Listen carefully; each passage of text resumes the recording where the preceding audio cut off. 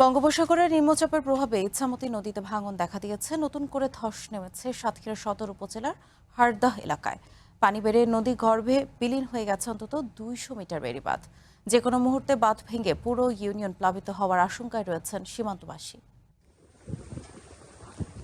দেবহাটার পর এবার সাতক্ষীরা সদর উপজেলার হারদাহ সীমান্তেও ভয়াল রূপ নিয়েছে ইছামতি নদীর ভাঙন। নিম্নচাপ, টানা বৃষ্টি ও জোয়ারের অতিরিক্ত পানির চাপে ভোমরা ইউনিয়নের ভাঙার মুখ এলাকায় বেড়েছে নদী ভাঙন। ইতোমধ্যে নদীগর্ভে বিলীন হয়েছে অন্তত 200 মিটার বেড়িবাঁধ। ধসে গেছে বাঁধের বড় অংশ। হুমকির মুখে পড়েছে সড়ক, ফসলি জমি ও বসতবাড়ি। প্রতিটি জোয়ারের সঙ্গে বাড়ছে ভাঙন। আতঙ্কে দিন কাটছে সীমান্তের মানুষের। এখানে বসতি যারা আছে তাদের প্রত্যেকের জমি চলে গেছে নদী গর্ভে। বাড়ি সব গাঙে যাচ্ছে, বেশি জায়গা বই নেই। আমরা খুব আদিনী পরিণয় হয়েছি এখানে। যে আমাদের এখানে যে পুরাতন ঘর বাড়ি ছিল আমরা উঠে সব চলে গেছি। নির্মাণে নাম্বার 1 শাহ সিমেন্ট। সীমান্তের দুই পারে দেখা যাচ্ছে ভিন্ন চিত্র। বাংলাদেশের অংশে নদীগর্ভে হারিয়ে যাচ্ছে ফসলি জমি ও বসতভিটা, আর ভারত অংশে জেগে উঠেছে নতুন নতুন চর। সেখানে গড়ে উঠেছে সারি সারি ইট ভাটা। স্থানীয়দের দাবি, একদিকে বাংলাদেশ ভূমি হারাচ্ছে, অন্যদিকে নদীর ওপারে বাড়ছে নতুন ভূখণ্ড।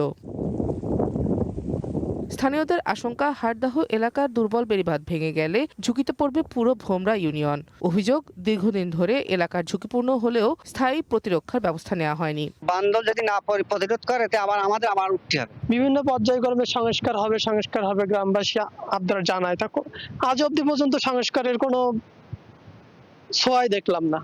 ঘর বাড়ি অল্প ঘর বাড়ি আছে, সব নদীতে ভেসে যাচ্ছে। এদিকে চলমান নিম্নচাপের প্রভাবে সাতক্ষীরার প্রায় 70 কিলোমিটার আন্তর্জাতিক সীমানা জুড়ে বেড়েছে নদী ভাঙনের আশঙ্কা। পরিস্থিতি মোকাবিলায় ইছামতি নদীর তীর সংরক্ষণে বড় প্রকল্প সম্ভাব্যতা সমীক্ষা শুরু করেছে পানি উন্নয়ন বোর্ড। একটা ফিজিবিলিটি স্টাডির প্রক্রিয়াধীন রয়েছে।